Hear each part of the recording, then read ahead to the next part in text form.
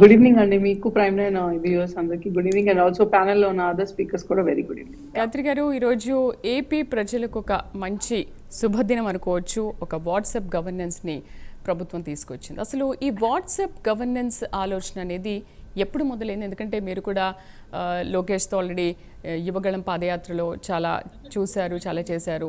అంటే ఎప్పుడు ఈ యువగళం సందర్భంగా మాత్రమే ఇలాంటి ఆలోచన మొదలైందా, లేకపోతే యువగళం పాదయాత్ర చేస్తున్న టైంలో మీరు ఇలాంటి సమస్యల్ని చూసిన తర్వాత ఈ ఆలోచన మొదలైందా మీలో?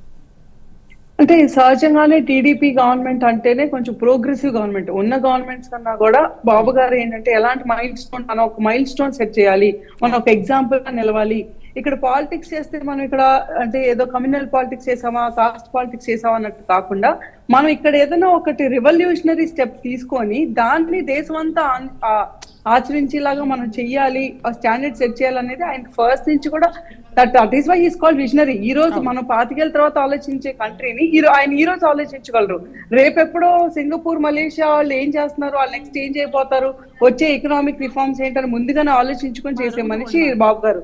సో అదే ప్రోగ్రెసివ్ మోడ్ లో ఉన్నప్పుడు మీరు అన్నట్టు యువగలం అప్పుడు లోకేష్ గారు ఎప్పుడైతే ప్రతి వీధికి, ప్రతి corner, హుక్కర్ corner of the state కి వెళ్ళినప్పుడు చాలా కార్నర్స్ లో తెలిసింది అంటే చిన్న చిన్న సర్టిఫికేట్ల కోసం కూడా మనం చాలా టైం వేస్ట్ చేసుకోవాలి, వాళ్ళ చుట్టూ తిరగాలి, వీళ్ళ చుట్టూ తిరగాలి, ఇంటికి వాలంటీర్ వస్తే వాళ్ళు బదులాడాలి, వాలంటీర్ చేతిలో డబ్బులు పెట్టాలి, లేకపోతే సచివాలయం దగ్గరికి వెళ్ళాలి, ఆ ఎంప్లాయీస్ మంచి చేసుకోవాలి. సో ఈ స్ట్రెస్ అంతా ఉండటం వల్ల ఒక మనిషి వాళ్ళ టైం వేస్ట్ అవుతుంది, వాళ్ళ ప్రొడక్టివిటీ కూడా తగ్గిపోతుంది. కాబట్టి సో దీనికి ఒక సొల్యూషన్ తీసుకురావాలి. ఇప్పుడు మీరు ఇంతకు ముందు ఇప్పుడు జగన్మోహన్ రెడ్డి ఉన్నప్పుడు నేను ఇంకేముంది ఇంటింటికి రేషన్ వ్యాన్ తో బియ్యం పంపిస్తున్నానని చెప్పి చాలా మోసం జరిగింది, మీరే చూసారు. ఈ రోజు నువ్వు అసలు ఎక్కడికి ఇంట్లోంచి అడుగు కూడా పెట్టక్కల, జస్ట్ నీ ఫోన్ లో నెట్ ఉంటే చాలు, అంతే కదా. ఇప్పుడు ఏపీ ఫైబర్ నెట్ ద్వారా నెట్ ఉంటుంది ఆల్రెడీ. ప్రతి ఒక్కరి దగ్గర ఆల్మోస్ట్ 5 మిలియన్ యూజర్స్ ఉంటే అందరి దగ్గర వాట్సాప్ ఉంటుంది ఈ రోజు. That's most commonly use tool. So ఆ టూల్ యూజ్ చేసుకొని టెక్నాలజీ ఎవరిచ్చారని పక్కన పెడితే ఆ టెక్నాలజీ పబ్లిక్ ఎలా ఉపయోగపడుద్ది, అంతేగాని మన దగ్గర టెక్నాలజీ ఉంది, సోషల్ మీడియా ఉంది, ఓ 10 మందిని పెట్టామా, తిట్టించామా, రాజకీయాలు చేసామా అనేది వేరే పార్టీలు ఆలోచిస్తాయి. బట్ బాబు గారు ఏంటంటే మన దగ్గర టెక్నాలజీ ఉందా, సో అది ఒక సాధారణ పౌరుడికి వాళ్ళ లైఫ్ స్టైల్ ని పెంచడానికి ఎలా యూజ్ చేయొచ్చు అని చెప్పి ఈ రోజు WhatsApp governance is like mile stone. నాకు తెలిసి ఇండియాలో historic revolutionary this thing, political దీంట్లో మైల్ స్టోన్. అండ్ మాకు ఇదేం కొత్త కాదు, మేము ఇదే ఇప్పటి నుంచి చెప్తున్నాం. ఆయన స్టాండర్డ్స్ చాలా పైన ఉన్నాయి. మనం ఏంటంటే ఆయనకి కొంచెం కామ్గా ఉంటే దారి ఇవ్వాలి, ఆయన మీద ప్రెషర్ పెట్టకుండా. అంటే లైక్ ప్రతి ఒక్కళ్ళు పాలిటిక్స్ చేస్తారు, కామన్ పొలిటికల్ లీడర్స్ పాలిటిక్స్ చేస్తారు, కానీ but he's not a political leader, he's called CEO of AP అంటారు ఆయన్ని. అంటే ఒక కంపెనీ మేనేజ్మెంట్ సిఇఓ అంటే ఎలా చేస్తారో exactly CBN is like living model of being CEO or administrator. కాబట్టి ఆయన పందాలో ఆయన ఎలా చేయాలో సేమ్ అదే దారిలో ఈ రోజు లోకేష్ గారు కూడా వెళ్ళటం. ఆయన యువగలం అప్పుడు ఆయన తీసుకున్న సమస్యలని కూడా నోట్ చేసుకుని దానికి మొత్తానికి ఒక సొల్యూషన్ మనం ఇవ్వగలిగితే బాగుంటుంది అని అనుకోవటం, దీని గురించి అలా ఆలోచించడం, ఆయన ఇలాంటి స్టెప్ తీసుకోవటం, అది కూడా గవర్నమెంట్ ఫార్మ్ చేసిన 6-7 months లోనే ఇలాంటి రివల్యూషనరీ స్టెప్ తీసుకోవటం అనేది నాకు తెలిసి అలయన్స్ గవర్నమెంట్ మొత్తానికి this will be a greater standard milestone లా ఉంటుంది. నాకు తెలిసి whole country will look up to AP అని అనుకుంటున్నాను. అయితే గాయత్రి, ఈ వాట్సాప్ గవర్నెన్స్ అనేది ఈ ప్రాసెస్ అంతా కూడా ఎప్పుడు స్టార్ట్ చేశారంటే, స్టార్ట్ చేసిన వెంటనే దీనికి శ్రీకారం చుట్టారు కదా, అంటే దాదాపు 3 months 71 days I think. Exactly, అంటే ఎప్పటి నుంచో ఇది డిస్కషన్స్ లో ఉంది.